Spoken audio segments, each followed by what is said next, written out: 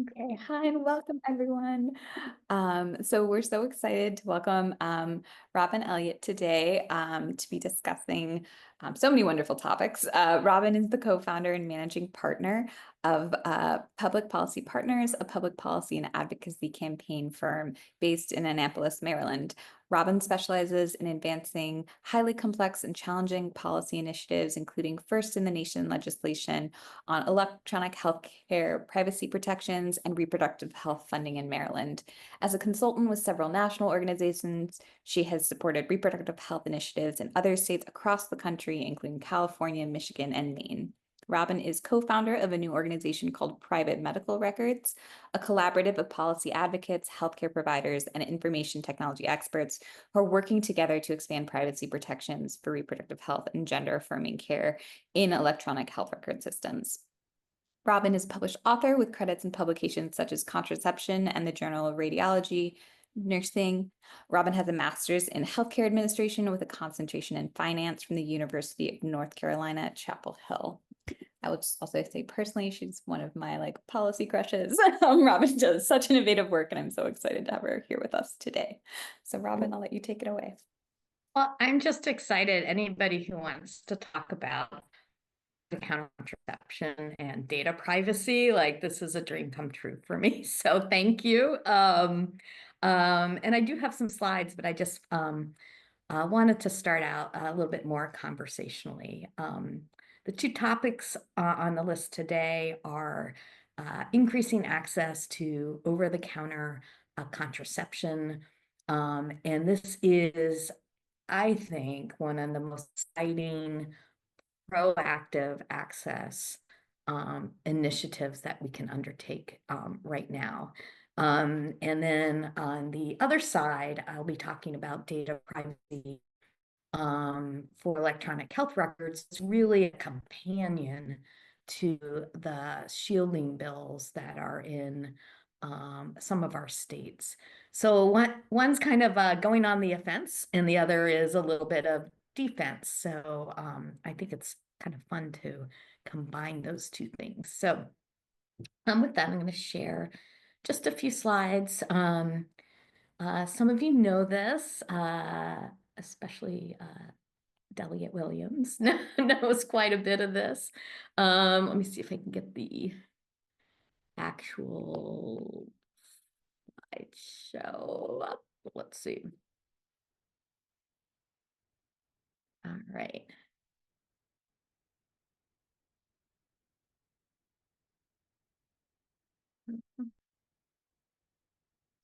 Okay. Who knows where it started? All right. This is our topic for today. I put little check marks because I was trying to note there is room for action here, because I know right at this time, I know I'm feeling it. I'm guessing people feeling it. It's like, what do we do? Like the world's just indescribable. Like, what do we do? And so there are actually actions we can take collectively to improve things even amidst this chaos. So I'm going to start off with the proactive piece, and I am going to endeavor. Oh, thank you. I was going to endeavor to sort of monitor the chat, but if you could, someone could help me, that'd be great. All right. Okay, this always happens. I cannot advance the slides. It's just my technology. So I'm going to go back and reshare and go to, if this keeps happening, I'll just give up. So, all right. If you need, I can also do the slides if you email them to me, but whatever works for you.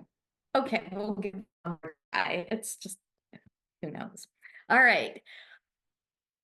I think birth control is incredibly promising. It can be transformational, and I don't say that lightly, to provide access to people of birth control. I mean, it totally shifts the paradigm, and it's so empowering of the consumers. It's amazing. And of course, we're talking about birth control today, but there are other over-the-counter products where there's some parallel, like over-the-counter Narcan. So some of what I'm talking about today definitely applies to some of those other over-the-counter opportunities. So just a little bit of background, what is over-the-counter birth control? Really three primary kinds. O-pill, which is very exciting, just around a year old. First daily birth control pill that is over the counter. So same as any other birth control, daily birth control comes in a pack. You take one every day. And it's sold 1 pack, 3 packs, 6 packs. Then emergency contraception, Plan B, which of course has been around for a while, and condoms. And just the basics of what over-the-counter means. It means it was approved by the FDA for OTC use, and that means they did extensive testing that consumers can read the box and decide whether or not that product is appropriate for them, and all age ranges. Of course, it means the product is safe and effective. And here's where it gets really, really exciting. It's available everywhere. It could be available in any bricks and mortar store, a gas station, a convenience store. Often pharmacies have it. It could be available in vending machines. We're going to talk about that a little bit later. So no more running around like getting a doctor's or nurse midwives appointment beforehand, getting on the books, having to wait, driving, like that creates so many barriers. Just you can just walk into a store, or I think it's available on platforms like Amazon, and literally, get it right there. So this is clearly accessible to consumers, like at the point they actually need it. And just all the barriers it eliminates for everybody. But those kinds of barriers particularly create access problems for any community that's marginalized for any reason, whether it's income, immigration status, they live in a rural area, all of that. So it can really transform access. So there is a lot states can do, and I've kind of just given the high level points. Obviously, making birth control, over-the-counter birth control, affordable. And so I focused, since you're state legislators, I focused on more legislative actions, but a state could, for instance, facilitate bulk purchasing for local health departments, for example. I'll talk a lot about this. A state can require insurance and Medicaid and state employees coverage. And then a state can do quite a lot with making OTC birth control available through vending machines. And that is something Delegate Williams has worked quite a bit on. So, yeah. And here's just a little checklist slide. I was going for the action checklist. Don't need legislation to make a big sort of improvement. Governors and executive branch agencies can voluntarily extend coverage in the Medicaid program and in the state employees program. For those legislators and advocates in states where your governor might not be super open to that, this also works for municipal or local jurisdiction employee plans, because that local jurisdiction is the purchaser, so they can make sure OTC birth control is covered. And then, of course, state legislatures can require this. And in fact, we now have 10 states Some of you are on, whose states are on this list. Maryland was the first state, and I didn't put that to brag. That sort of explains why I'm here, because it was the first. Then I started getting involved in helping other states. I will say we were just having, right before we started, a conversation about implementation. And, there's a lot of work still to do on implementation, and that might make a great topic. Happy to meet in a group or meet with folks one-on-one, because of getting implementation is sort of the next step. So Maryland's doing some innovative stuff there. Happy to share. So is Washington State. All right. Just some basic resources if you want to know more. So I do some work with Free the Pill Coalition.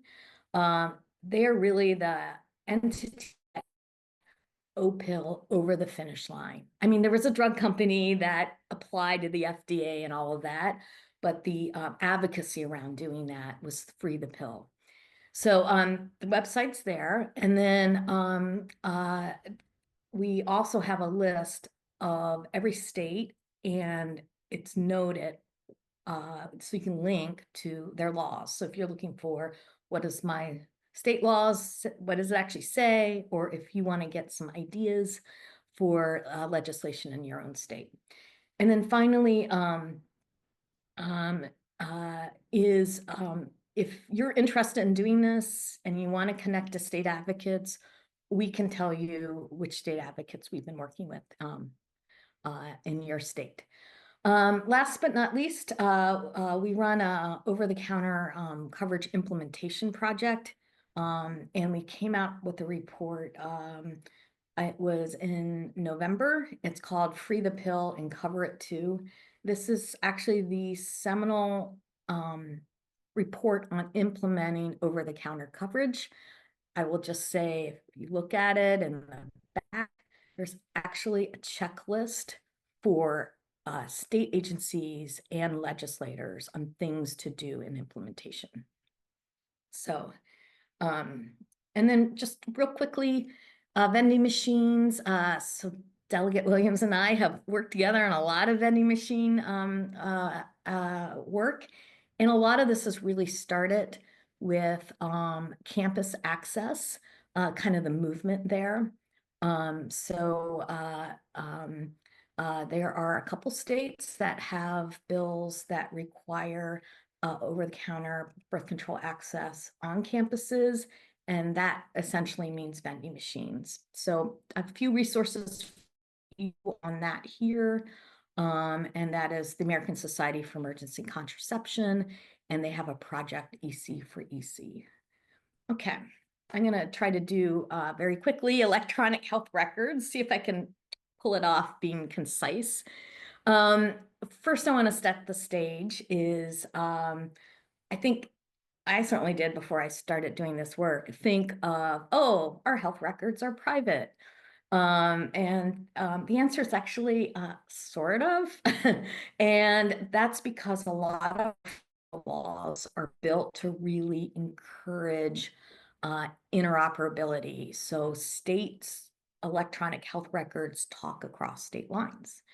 And records are shared with all of your treating providers. So for me, my treating providers 3 years back and 3 years in the future will have all my data, including abortion care or gender affirming care or HIV care, whatever the sensitive service is.